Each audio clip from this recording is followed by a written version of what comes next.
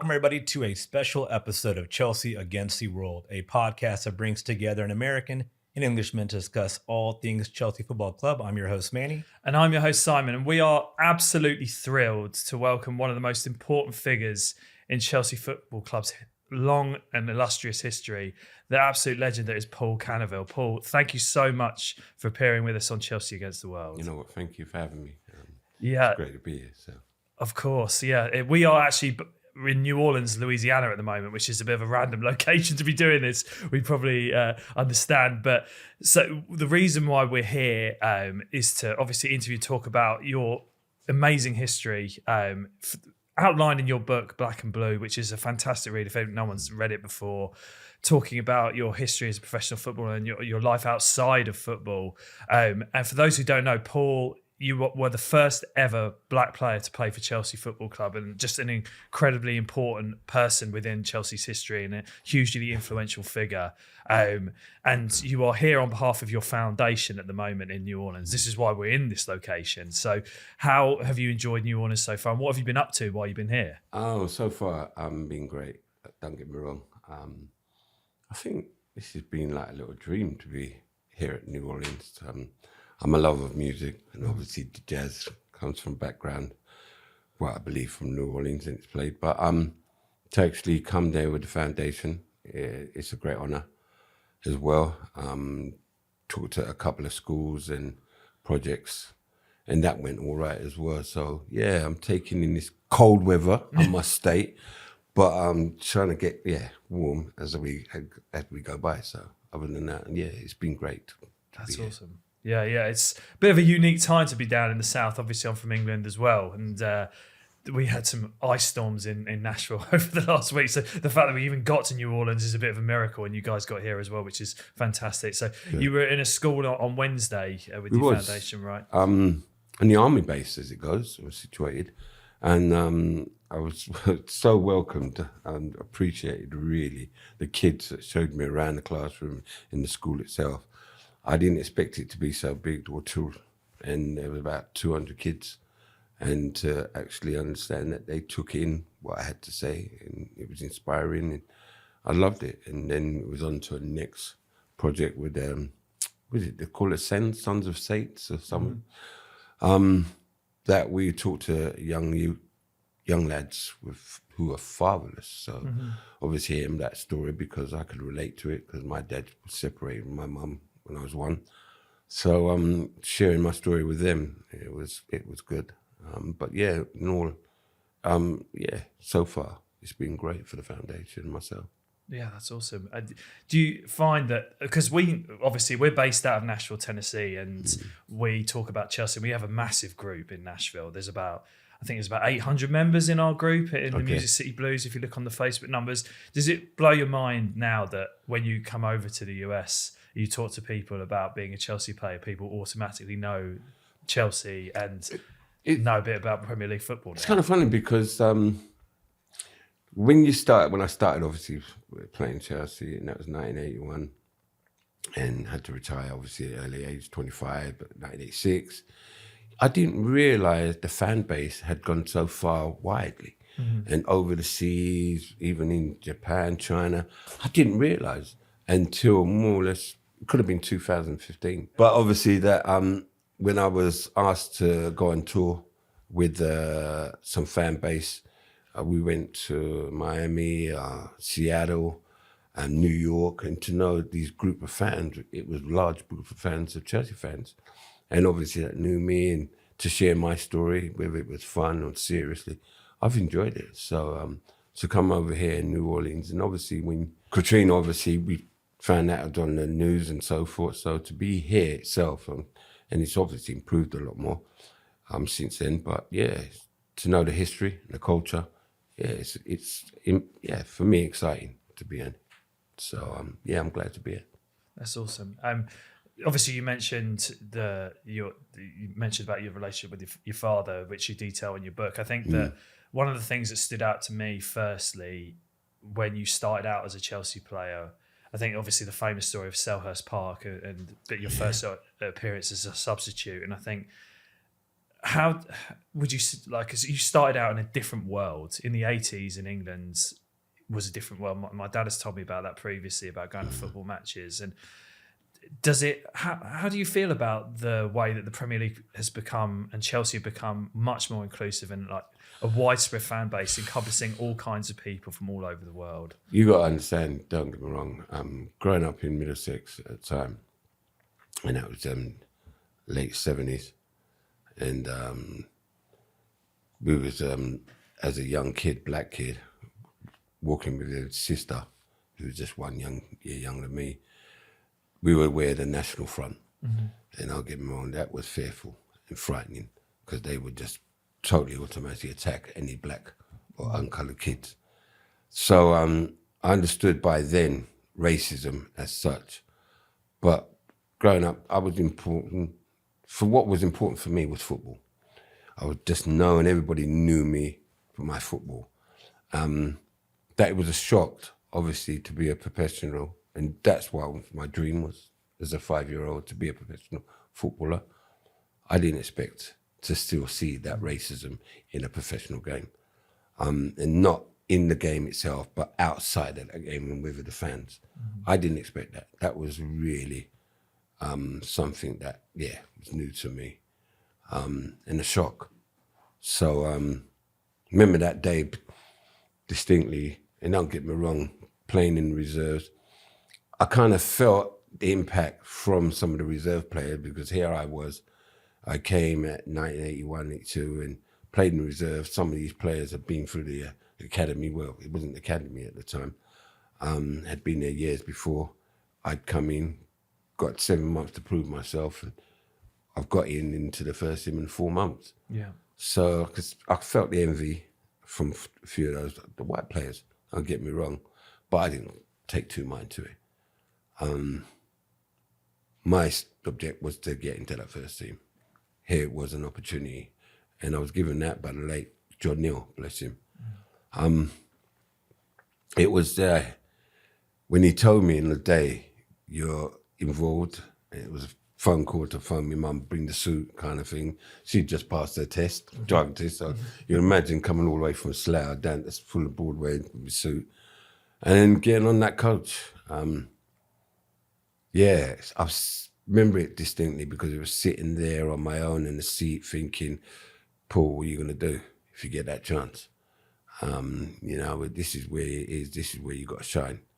The reserve, don't get me wrong, reserves is kind of a relax. I just felt so comfortable, at ease. I was playing on the left, playing on the right, playing centre forward. It was just great. Now, you're in the first team, Paul. How do you relate to it? How are you going to respond? That's how it was for me. It was nervous. It was really nervous, but the lads were great, don't get me wrong, my teammates. Sitting in that changing room, it was like, with the lads, we're obviously getting stripped. You've got your formalities, how you strip and what you put on first, you know what I mean? And the boots to the socks to the shorts, touching the lucky ring, kissing the lucky ring.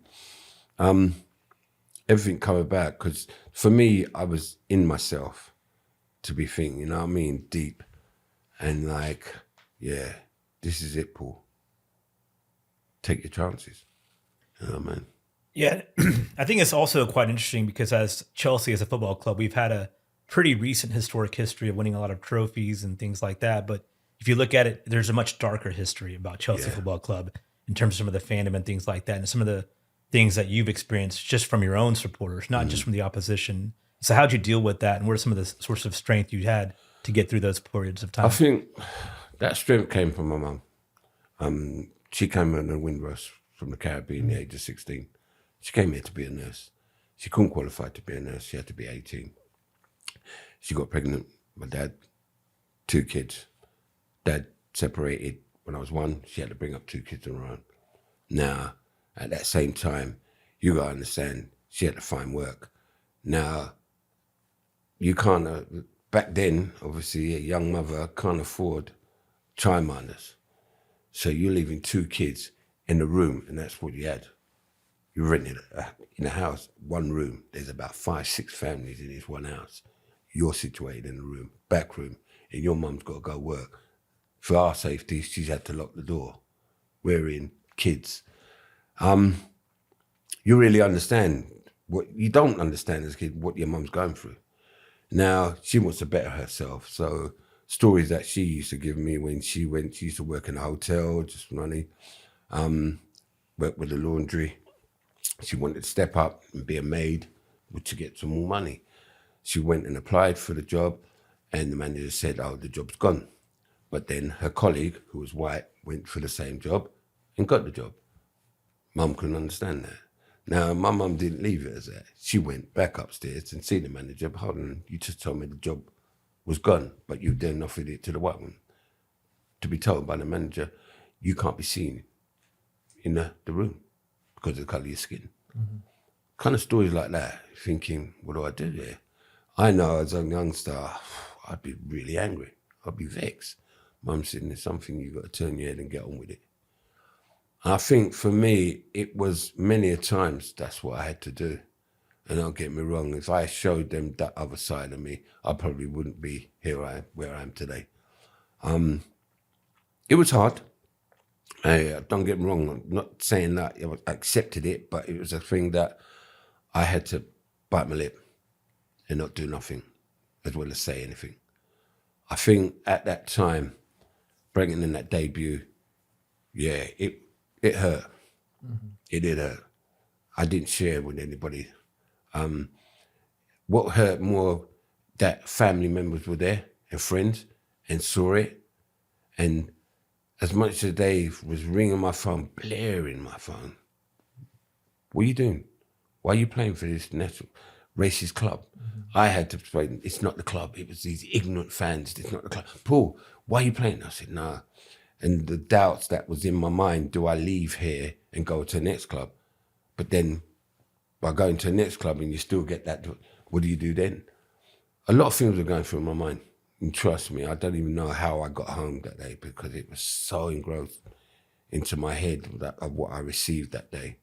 That I weren't going to let anybody take the dream away from me of being a footballer.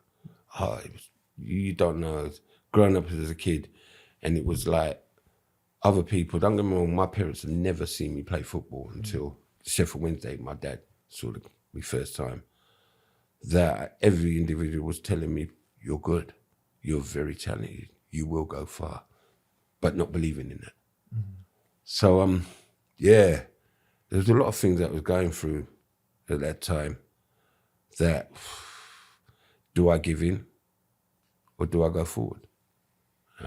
Yeah, I went forward. Yeah, I think that was the overriding thing that I got from reading your book, actually, was just your resilience, actually, especially in that situation. I can't speak to ever experience anything like what you did in those days, and maybe it's still maybe what some players do face now. Maybe it's not as overt, but I think it happens. I think with the advent of like social media as well. Yeah. We've talked about it many times on our podcast that certain Chelsea players have been very vocal in speaking out, like Wesley Fofana, I think has taken a real important step in terms of actually calling people out and still saying that there's a problem, but it's just in a different way. And I found it amazing that in your day of playing that you experienced that and still were able to carry on. I think it was the resilience you showed in that situation was absolutely incredible. You know, I think it would have helped if the club itself, and don't get me wrong, I'm not bringing down the club, but the club itself showed a bit more emotion in regards of naturally coming to me and said, Paul, how are you doing? How are you feeling? How are you getting on? They didn't. I'm not saying they didn't show support, but they didn't at that time. Yeah. And that was hard because I was still going alone. And I was in denial with a lot of things. And those things were people, Paul, how are you? And I'm saying, yeah, I'm great. I wasn't great. So I'm there holding these things in. And I could have lost it. I could have retaliated, but I thought I had to think quickly. If I did, I'd be out of the game because that's what they're going to see. They're going to see the Paul, the individual skillful player. They're going to see, oh, the aggression. Oh, you can't take it. And that is what I had to think about. I wanted to stay in the game. So every time I went home, played, and received this racism, every time I played, I felt I had to play twice as better than my teammate just to try and get accepted. It was hard, man. Yeah. You don't know that how you situate. You've seen the ground how it is now. It's close quarters. It's all seated. Back then, it was in the stands and so forth. When I went to warm up, that close figure on the east stand, oh Lord, every home game, they gave it to me. How I ignored them and got to the other end behind the goal to warm up. I don't know how I did it and not retaliate. Yeah. And I remember every time when I got behind that goal, it was like a off the thing, you know what I mean? It's too late, call me back, and I could see the manager, Kenneth, and I'm ignoring it, like, don't call me now. You know what I mean? But I've had to go back just to get chased and get on. But you kind of realise when you think of it now, going back in it, Paul, you really went through that. But at the time, I'm just doing a job. That's what I thought about it. Yeah. Just get on it. But yeah, you think about it as a young kid, no young black kid or any kid should go through that. You know what I mean? And that was the time, how it was that time. It's now about trying to accept it. It's difficult, but I can talk about it.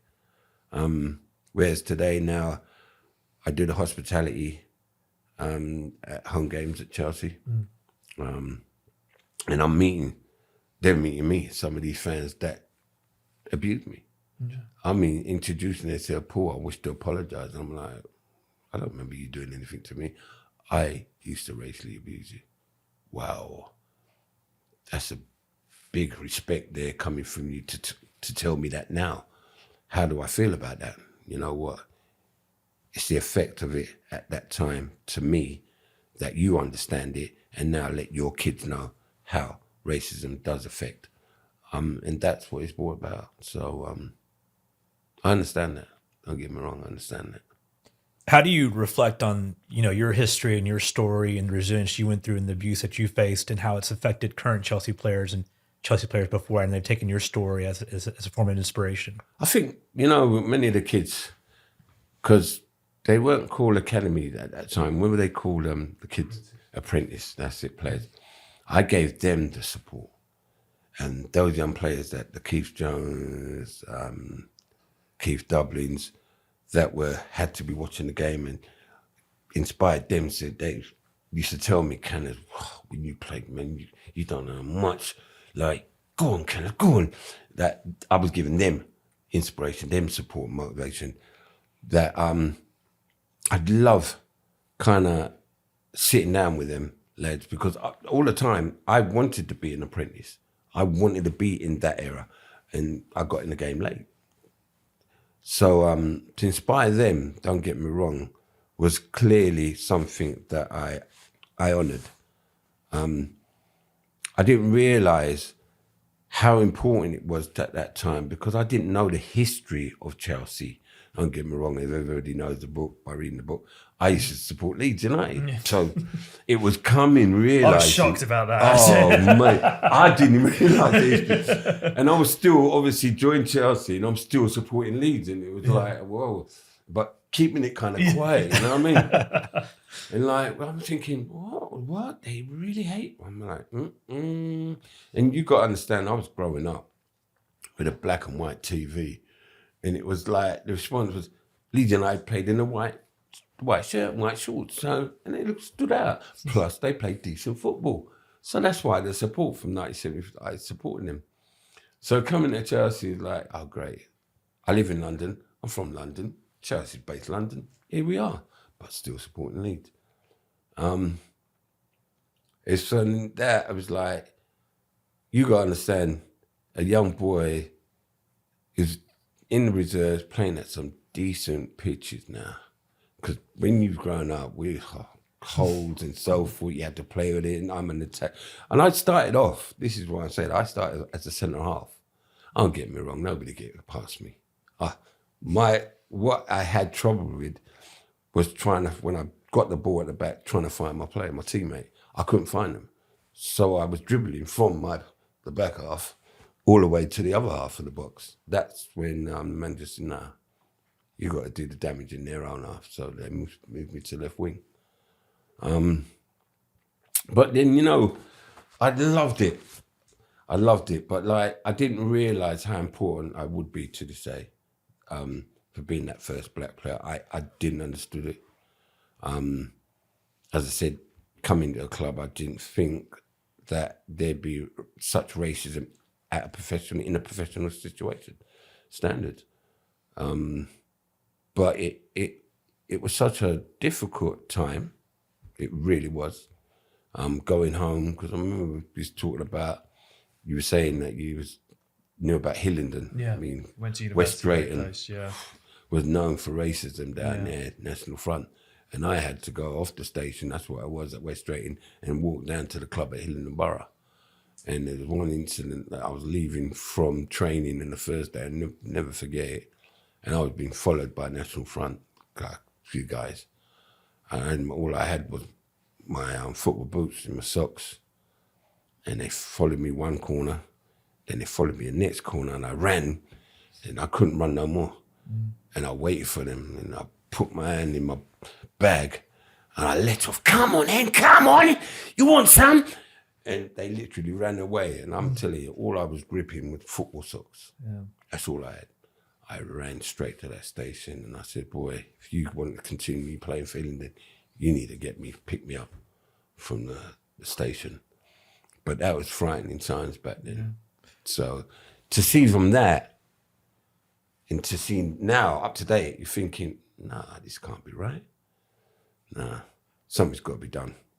But at that time, there was no organisations when I was playing. There was nobody to talk to about it as such. I just had to get on with it. I didn't even tell my mum. I didn't tell nobody. You know, I mean, nobody knew exactly what was going on. They heard, and they might have been there, but no, they thought, okay, you just got on. I didn't say them nothing. I think the shock came when my mum found out, and I didn't tell her. There was a documentary, Ian Wright, about the black players that came in the Premier, and my mum's got the story. Like to myself, Sil Regis, Batson, and the players that came through that time, that era. And my mum literally phoned me, and her question said, Paul, why didn't you tell me about what you received, the racism? And I was shocked. Where did you see that? I just saw the documentary.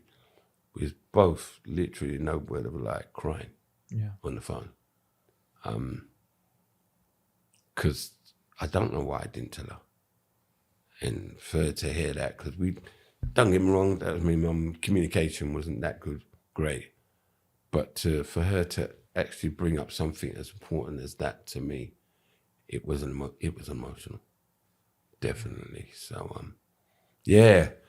going through it, even kind of, it's touching me now. Yeah. How I went through that, and why I didn't say nothing, and why I didn't get any more support from it. It's kind of, touching me right now. So, yeah, I think that this is actually, those are important points for people who might not understand what English culture was like in the 80s. And obviously English football is like a million miles away from that right now. And that's the whole thing. So I think people need to understand is it was a different world for you in that time.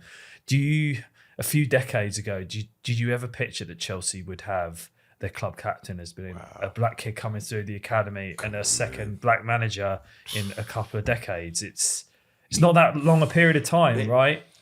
Well, I get reminded, it's been there 40 years, and I think, am I that old? But you know what? Like, you gave me the programme from when I was invited back at Chelsea, say 2004, I think it was. And I remember it so well because Neil Barnett, and it was just, I was probably hiding. Don't get me wrong, I had my troubles already, and I was really hiding. And to get back in the flow, because I started to work with the Canoville Foundation, then Rick Glanville wrote my autobiography. I was, so just being invited by Neil Barnett, the announcer at that time, Chelsea, to come at the half time. And I was like, what? I'm not too sure about that. I didn't know how I'd be welcomed. And that was really, I'll tell you how nervous it was going on the train. Now, you got to understand, I was on the tube and pure Chelsea fans on there. and nobody's recognising who I am. So I'm keeping it low, and they're talking, yeah, the game, and I'm like, oh God. And I'm thinking, all right, they might have just noticed me, but they don't know who I am until they see me go on that pitch. And so I remember sitting there, and I was called down. I was sitting on the east side near the away supporters, near the shedding, in fact. And I was called down, and I was there in the tunnel, and I was like, oh, shit. I was thinking, look, he just introduced. I'll go in the middle, wave, and come back out. Great stuff. So Neil was introduced, and I was like there, and I've come out. And then I just heard this roar and the collapse. And I was like, what? I didn't expect that. I really didn't. And it was a case of Neil then telling me, no, walk round. I'm like, what? And I ain't gonna lie to you, tears in my eyes and my legs were shaking. And I walked all the way around and everybody stood up and applauded. And I really, I felt that. I really didn't, and I didn't expect it. I think even from that day, what was great for me is actually seeing 7 black players that was in the lineup, in the sideline. It was like, are we sure? Because I've returned back now to my seat, and are we at the right club here? You know what I mean? And distinctly one fan looked at me, Paul, be proud of that. It's because of you why we got these players here. And I had to shake my head and say, yeah, thank you. Yeah, that meant a lot to me, to be honest, as such. But we think about, would they have accepted what I received for them many years? So I just sometimes think like the kids that joined up the club, whether they know the history of, me, myself and so forth, we're here to share that with them. And that's the reason why I suppose I'm focused with my foundation as such. Yeah, that's huge. I think we talked about this briefly before we recorded. That I was at Stamford Bridge that day, and I was there with my brother actually, and I spoke to my dad afterwards, and he was like, "Who's the player who came on at half time?" So I was Paul Canoville. He was, "Oh, Canoville was a fantastic player," and remembered watching you back in the 80s. Just for our modern fans, because I think people will be interested to know about your footballing style a little bit. Is there a Premier League player or a Chelsea player who your style is similar to, would you say? I get asked this, and I'm not too sure because I'm just one individual. But you know what? I love the way Hazard just attacked a player. And that's what I loved. That I would attack a player, drop the shoulder, drop the right, go past. I had speed, and that's what I used. I could use the both feet, even though I was more left-footed. And it was supplying that, getting that ball. My weakness was getting that ball across and getting a decent ball across, you know what I mean? That I worked on at training. But Hazard was one. Don't get me wrong. I remember there was a Chamberlain. Remember back in the day?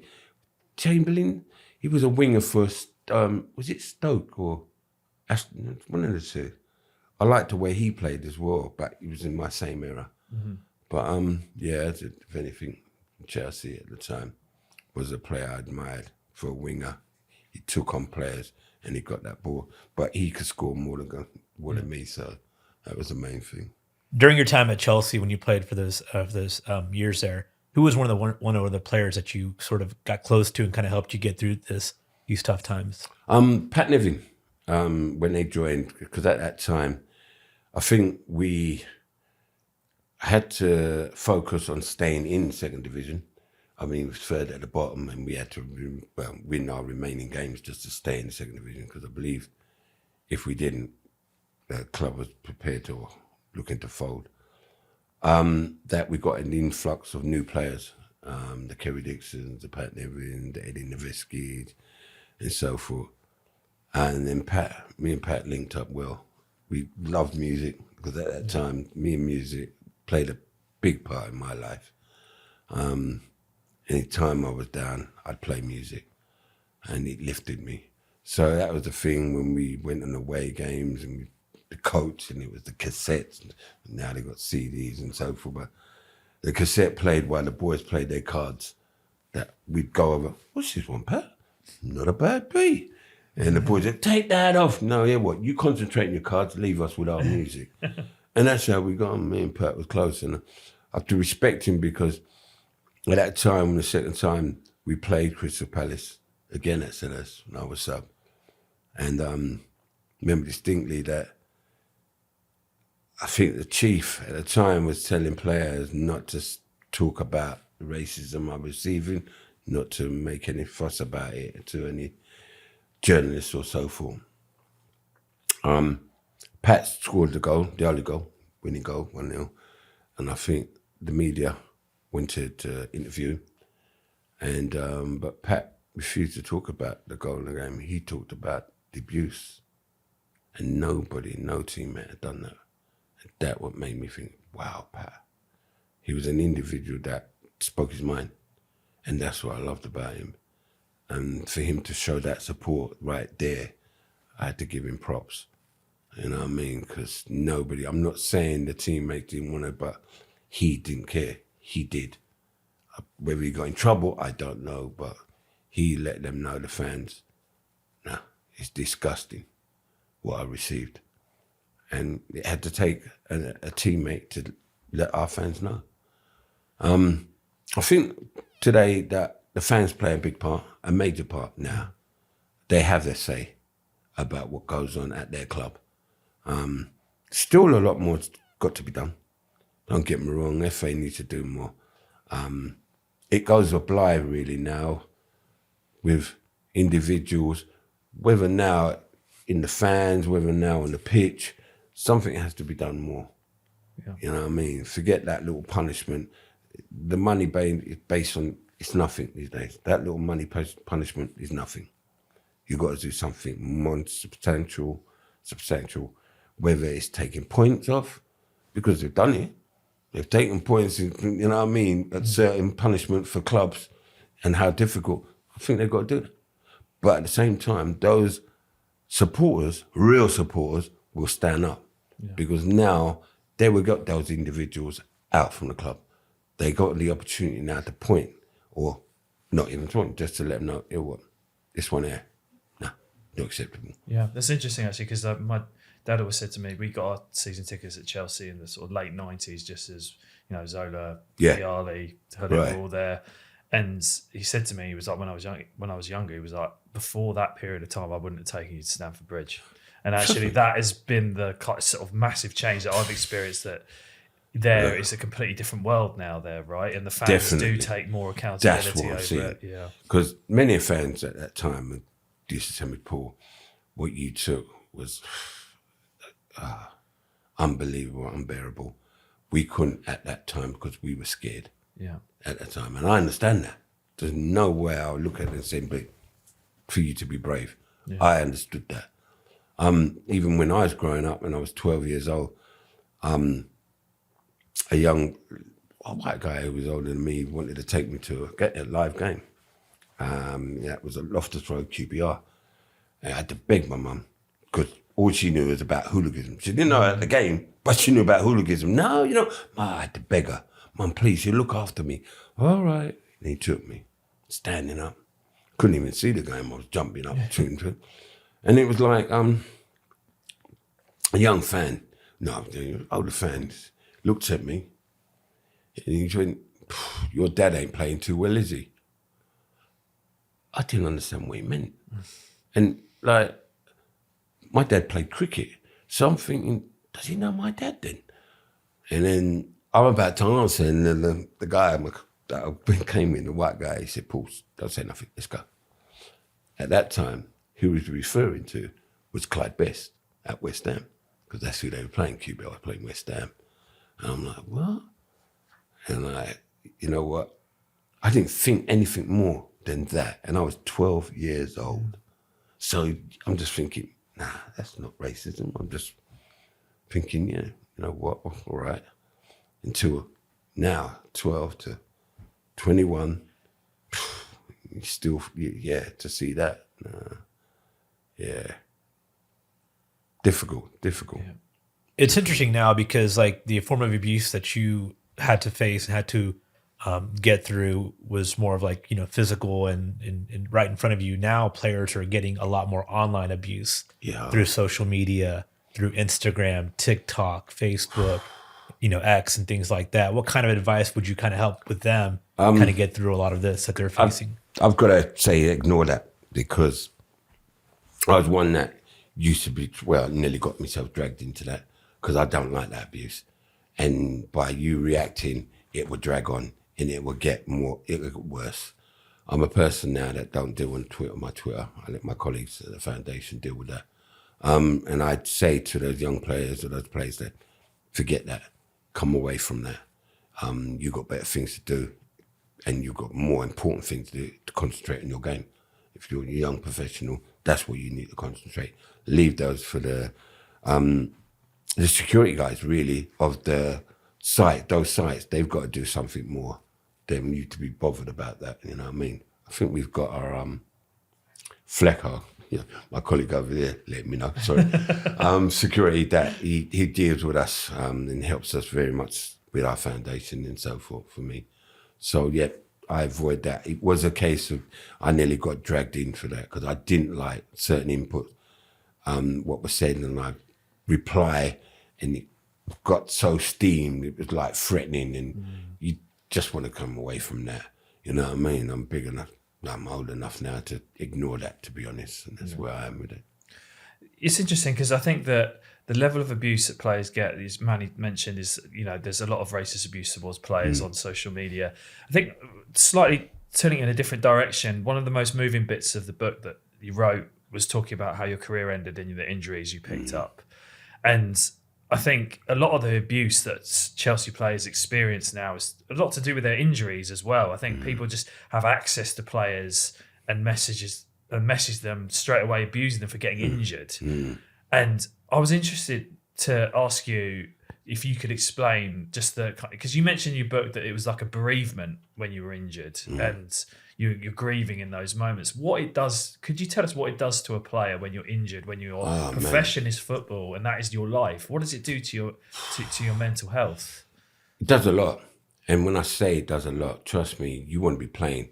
You don't know how long you're going to be out from injury, and you're working hard to get back. In my situation, to be told right away from the injury that you've had one of the worst injuries in football, Paul, you might not be able to continue as a professional. You don't want to hear that. So now you've had the operation, you've gone back to the club, you've come out, you want to work on this. That's what a player's got to concentrate on. But he's not just got that to concentrate. He's got his home life. You don't know what's happening. And this is the thing. It's not just about football. He's getting paid this amount of money and he can't. No, you got to understand. He's living a life that he wants to get back playing. He's at home. He's bringing kids up. He's bringing this. Seriously, at that time, this is where the assistant of helping from clubs, because I later on got involved with a counsellor, and a counsellor helped me. It opened me up because I kept a lot of things shielded inside, and I think that helps an individual. It doesn't have to be inbound. It could be outside. They can counsel, you know what I mean, to talk to about what's going on in this situation. They have to ignore media sites. They have to concentrate on themselves, getting back fitness, so they can get back into the team. It was a difficult time for me because being told that, Paul, you might not be able to play again. I didn't want to hear that. You know what I mean? I'm going every day in, working on trying to strengthen that leg, you know what I mean? And building it up again, and what I had to go through, the bike, the baths, carrying players on my back. I just want to play. Playing now in the reserves, you're not the same player. Now my speed, my power, that's gone. I'm feeling now, oh no, I'm struggling here. And when the club's telling you, Paul, we're not going to renew your contract, You don't know how difficult that is to hear. Would you like to retire now? Would you like to play out your contract? To be told that, you know, you ain't going to break back into the first team, that's a difficult choice. And for me, it was like, let me get out of this. You know what I mean? Take what you're going to give me and then come out. And from that is your mental health. Yeah. That is depression. And I've never realized, I never thought I'd have a mental health problem. I've never been depressed when I was a fun-liking guy. But it hit me hard. And I didn't even realize. And I probably was in denial most of the time. Because everybody kept asking me, you all right? And I kept smiling and saying, yeah, of course. I'm all right, I can get on with it. I won't miss the game. I did. I lived for that game. It was hard. You know, when I was playing, it was like, what job was better than this? Of playing in front of thousands of fans, scoring a goal, who are cheering you on and getting paid for it. Yeah. Come on, what job? Hey? And now that was taken away from me and taken away in my prime at 25, where I should have been going, so much higher. But that's difficult, man. Yeah, and I felt it. The anger. I had anger for the club as well, because I thought they could have done more. You know what I mean? And that weren't Reading, that was Chelsea. Yeah, a lot of things were going on. A lot of things. Yeah, and I think that's people forget sometimes that just because you support the team, these are people playing for the player. They're playing for the team, aren't they? That's right. We're just like each other, really. Yeah. That if you were not able to do your profession for 6 months, if you would feel no sense of worth with that, would you? And you wouldn't be able to earn your living. And it's, as you said, the challenges you have back home, they get amplified and everything changes. And I feel that as a society sometimes, as Chelsea fans, we need to be more sympathetic to the injured players. Look, back then, when I was playing and injuries, it probably took a long time to come back from injuries because the techniques, it's all changed now. Yeah. See, what I had, my operation was one long scar. Now we have pinhole, your keyhole operations. Exactly. You know what I mean? Getting back into training a lot more quicker than so forth. These players, they want to get back in. Straight up, they don't want to suffer from injury, but sometimes these injuries can obviously come back, and that's where they have to get them right the first time, not every minute breaking down. They want to get them right. Trust me, it's a difficult time. This football, when I realised you're running fully 90 minutes, jarring your knees wear and tearing every time. So when we finish now, even right now, arthritis in these knees, I struggle to walk upstairs. That's because of the game. So, you know what I mean? We don't even think about that. We just want to I'd love to be getting back in the game, but this injury's got to heal and so forth. Fans got to realise, don't get me wrong.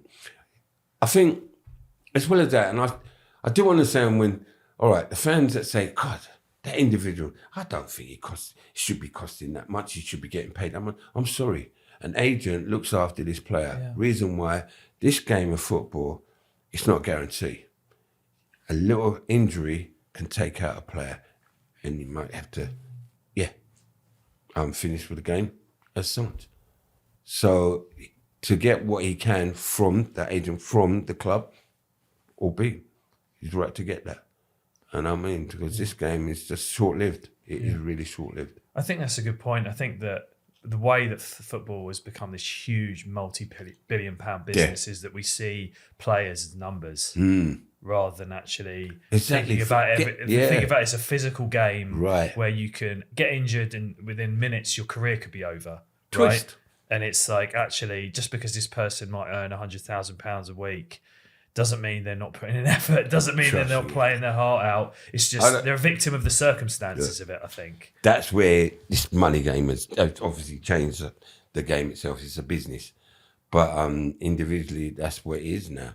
You know what I mean? Players that we want to buy from certain clubs and so forth, how much they cost, and coming in doing a job for the club. Yeah. You know what I mean? There's obviously, we see something in him. This is how much he costs. Do we want him? Yes, we do. Get him. And I'm sure he's come there to play football. He's not going to come in and just sit on his morals and pick it up. No way. No player does that. Yeah. Don't get me wrong. It's like all of us start becoming football managers, online and stuff like that. Why are we signing this player? We should spend money on this player. You can't do that. Even like people on X or Instagram think they're physicians or doctors. He should get the surgery now with Reece James, with Cole Palmer and stuff like that. It's just crazy. When it comes to injuries to important players, and when we get that, we're thinking, oh man, he's come back. Has he come back too soon? And he's injured again. This is the worst thing. Sometimes a player that is gone through without injury and he's playing well, we're praising him. He gets a slight injured, and that injury can sustain for a long time. As much as we feel he's fit, he's pulled up again. The same injury. This is where it's got to heal properly. This is what changed the game. It is that physical. It's changed. Yeah. So, we learned a lot about your history playing through Chelsea. Can you tell us what inspired you to start the Paul Canoville Foundation and the mission of the foundation itself? Working at Chelsea Foundation, that's when I started, got back in the flow. I think I was right back in Jubilee. I had Silver Jubilee at the club. But they asked me to join the Chelsea Foundation and go into schools and talk to the kids. And I was thinking, these kids weren't even born when I was playing. But they know about you. How? Wikipedia. This time, who the hell is Wikipedia? I've had to go home and ask my daughter, what's Wikipedia? Daddy. I went, what? At that time, I weren't computer literate. I was like, oh, who gave all this information? I've gone in the school and I'm thinking, I remember it was, where was it? I'll come to me, it was in the library and the school kids for 8 years. And I'm thinking, what am I going to say to these kids? And I just started to open up how it was being a professional, how education's so important, me playing football, the abuse I started to take. You had to fit in everything in that hour, you know what I mean? And I did it, and they were actually listening. And I didn't think they was. I thought, they were so quiet, I thought, I'm boring them. And the teacher was like, oh no, if you was boring them, they'd be talking over you. They're listening. And it's continued. At the time now, I'd already been diagnosed with cancer, and I had cancer again, and I had to take time off. And I had to leave the school because my immune system was low. I was getting colds. The worst thing, who gives you colds? Kids. I'm getting it, knocking me out. That I had to give up the job as a TA, teacher assistant, which made me say, I want to start my own foundation. I want to reach out to these kids, and not just the little kids, the youth, and understand what it is about following your dream, understanding how important our education is. Being given the help by the PFA to start it and some colleagues, it developed. But to where we are now, and the colleagues like Raf, Kalish, Marcus, and my sister, all playing a part, that, here we are in New Orleans. I'd never ever thought that the foundation would be out here, talking to kids where I would be talking in school in London. So we pursue that. It's a legacy that I look at and I think, wow, you've come this far, Paul. It's not just about football, or people know of me about football. They now know something else that Paul brings. That I love it. I really do. As these kids got to reach out. I mean, the kids that we saw the other Wednesday that were fatherless, it just brought back everything for me. To be honest, I wanted that male figure. I needed a male figure growing up. I didn't have him. And I understand what these kids are going through, boys are going through. So yeah, it was good to share with them. It really was.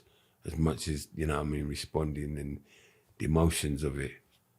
It helped me. It helps me every time I share it. Don't get me wrong. But it's been great. It really has. It's brings so much, not just joy just for me and myself, but the kids that we talk with. Yeah, and we're absolutely thrilled to be working as a media partner with you, and really appreciate the opportunity to work with you, especially here in New Orleans. It's as being English myself, I just have to sometimes pinch myself. We're working with a Chelsea legend in New Orleans, Louisiana, of all places, and yeah, we want to do all we can to do it. As we've probably put on all our social media channels the Joe Cole signed shirt that you're seeing up there. Yes. We're raffling off to raise money for the foundation. So the link will be in the bio of this episode as well, for if you want to raise money for the foundation, and we have more information about it as well. But yeah, so we're obviously going to be working with you at Blues Day here in Louisiana. Yeah, I'm looking forward to that. Yeah. Don't give me Mardi Gras. I'm here. Don't get me wrong, celebrating that. But yeah, it's just being invited here in New Orleans, Louisiana. I'm so looking forward. I haven't gone to the French quarters yet. I need to get down there. You know what I mean? There's some live bands, and we need to eat some food. Don't get me wrong, I'm known for that. I'm hearing about this food too. And I haven't touched anything as yet, but I'm really glad I'm here. I'm in this honor to be here. So thank you. We really can't thank you enough for giving us your time and having a great chat with us. And your book, Black and Blue, I finished it just before the episode, and I was... How long did it take you? I sped through it. I'm quite a quick reader, so a few days. Just a few days. You know, it's funny. I swear, Lord, when it came out, and this is how it was, and somebody rang me at 2:00 in the morning. Paul, mate, it's amazing. I'm reading your book. I don't know what to do. I'm in the bath. I come to the chapter, and I said I'm going to put it down, but it's because I need to go beyond the chapter now, because something happened. What happened? And I went, are you effing mad? Put the book down, get out the bath and go in your bed and listen to him. What are you funny? This is what was happening. Yeah. And I remember when the book came out, I was in Australia, because I was right at the same Chelsea-based fan group, Adelaide, and I think they was playing Burnley. And I remember, because I'd done a documentary for Sky, it was going to be played after, and I said, no. Book's coming out, and I don't know what they're going to say, and I was feeling, God, embarrassed, and the response was unbelievable. It was tearful that Paul didn't know fully what you was going through. We just knew about football.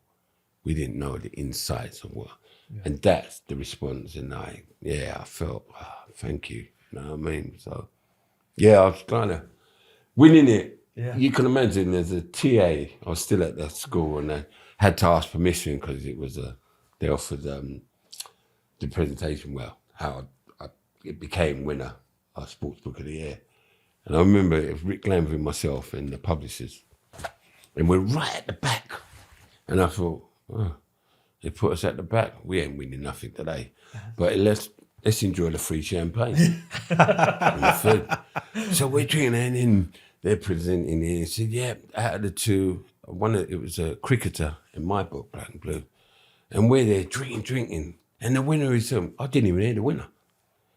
But then everybody's on the table is pointing at us. What? You've won. We've what? You've won. And I'm like, fuck. So what do I say, Rick? Rick comes with Glenfield, he's coming to them. Because I've got 10 kids, it's not possible to say nothing. I said, hold on, I've got up. And this is what it was, because there was quite a few winners. And every win was I'd like to thank this, I'd like to thank that, I'd like to thank that. Nah, Canners gets on there. They've given me a food.